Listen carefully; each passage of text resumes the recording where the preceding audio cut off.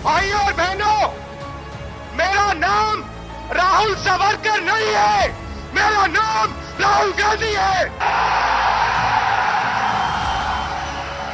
मैं सच्चाई के लिए कभी माफी नहीं मांगूंगा, मर जाऊंगा मगर माफी नहीं मांगूंगा। नमस्कार, आदाब, सत श्री अकाल, जय भीम, जोहार। मेरा नाम है नवीन कुमार।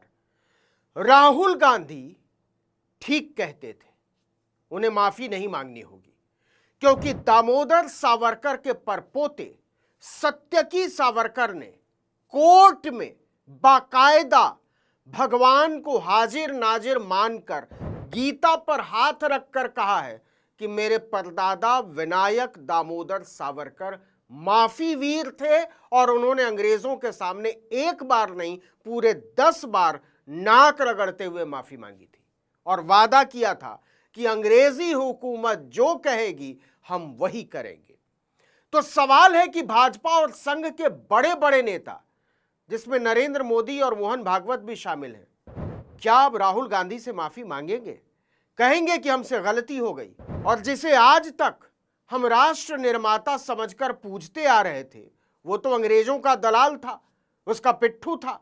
दूसरी बात, बीजेपी वाले अब सावरकर को वीर सावरकर कैसे कहेंगे, क्योंकि उनके परपोते ने ही कोर्ट में कह दिया कि हमारे परदादा कोई वीर फेर नहीं थे, अंग्रेजों के सामने 10 बार गिड़गिड़ाकर जेल से छूटे थे।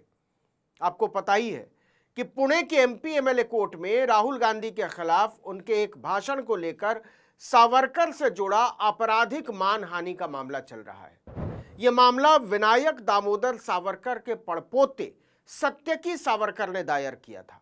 उन्हें लग रहा था कि राहुल गांधी को हलवे की तरह मसल देंगे, लेकिन जब कोर्ट के सामने फैक्ट रखने की बारी आई तो सत्यकी सावरकर के सामने इस बात के सिवा कोई रास्ता नहीं था कि वह अदालत में स्वीकार कर ले कि विनायक सावरकर अंग्रेजी हुकूमत की चौखट पर नाक रगड़कर जेल से बाहर आए थे। इतना ही नहीं, सत्यकी सावरकर ने कोर्ट में यह भी कहा कि हमारे परदादा सावरकर ने हर दया याचिका में यह बात लिखी, I beg to remain sir your most obedient servant, मतलब हाथ जोड़कर गिड़गिड़ाते हुए बोल रहा हूं कि मैं आजीवन आपके सेवक की तरह बना रहूंगा।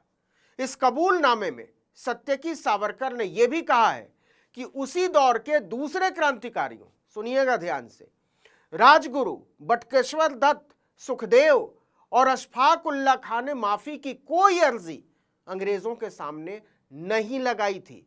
भगत सिंह ने भी अपनी आखिरी सांस तक अंग्रेजों से समझौता नहीं किया, उन्हें अंग्रेजी सरकार ने फांसी पर चढ़ा दिया था, लेकिन इनमें से किसी ने भी अपने सिद्धांतों से अंत तक समझौता नहीं किया। नहीं कहा कि हमसे गलती हो गई माई बाप, सावरकर ने कहा और बार बार कहा। आपको बता दें कि भगत सिंह, राजगुरु और सुखदेव को 23 मार्च 1931 को लाहौर षड्यंत्र केस में लाहौर सेंट्रल जेल में फांसी दी गई थी।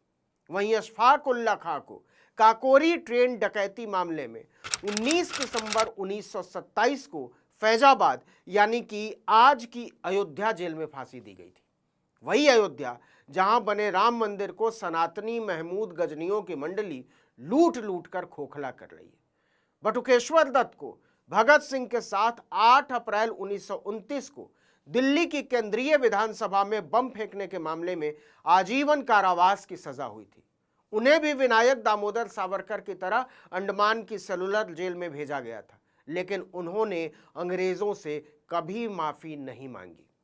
विनायक दामोदर सावरकर के परपोते सत्यकी सावरकर ने अपना यह बयान स्पेशल जज अमोल शिंदे की अदालत में दर्ज कराया है, जहां कांग्रेस नेता राहुल गांधी के खिलाफ दायर आपराधिक मानहानि मामले की सुनवाई चल रही है।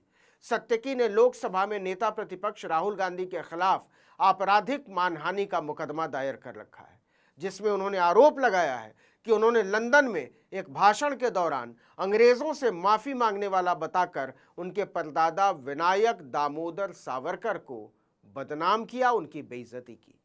राहुल गांधी की ओर से वकील मिलिंद पवार द्वारा की जा रही जिरह के दौरान सत्यकी सावरकर ने कहा, यह सच है कि सावरकर ने 10 बार दया याचिकाएं दाखिल की थी। उन्होंने ये भी स्वीकार किया कि जब उनके परदादा अंग्रेजों के सामने गिड़गिड़ाते हुए दया याचिकाएं दाखिल कर रहे थे, उस समय भी उन्हें वीर कहकर ही संबोधित किया जाता था। मतलब सावरकर को वीर सावरकर कहना कोई वीरता या बहादुरी का मामला नहीं है, उनका पुकारू नाम ही वीर था। जैसे बलात्कारी आसाराम को लोग बापू कहकर बुलाया करते थे। इसका मतलब ये नहीं है कि उनकी तुलना महात्मा गांधी से की जाने लगे। इसी तरह निर्भया कांड में मुख्य आरोपी का नाम राम सिंह था। इसका मतलब ये नहीं है कि उसका राम की मर्यादा से दूर दूर तक भी कोई लेना देना था।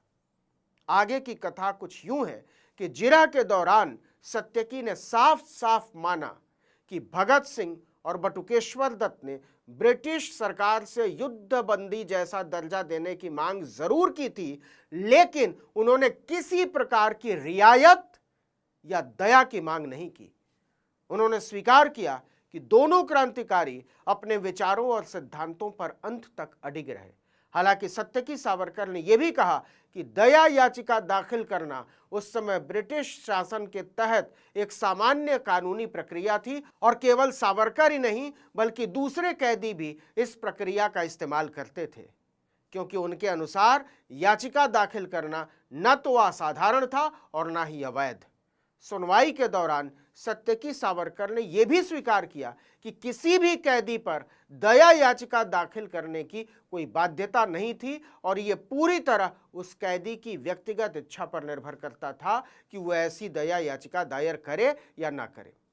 मतलब खुद सत्यकी सावरकर के मुताबिक विनायक दामोदर सावरकर एक साधारण कैदी की तरह थे, जो किसी भी तरह से जेल से बाहर आने के लिए छटपटा रहे थे, चाहे इसके लिए कितनी भी बार माफी क्यों न मांगनी पड़े। सत्यकी ने अदालत को बताया कि सावरकर की सभी दया याचिकाएं सरकारी अभिलेखों में उपलब्ध हैं, लेकिन याचिकाओं की भाषा को ब्रिटिश शासन के प्रति निष्ठा के रूप में नहीं देखा जाना चाहिए। उनके अनुसार सावरकर ने इन याचिकाओं में अपनी सजा कम करने का अनुरोध किया, लेकिन ब्रिटिश सरकार ने उनकी सभी याचिकाएं खारिज कर दी थीं।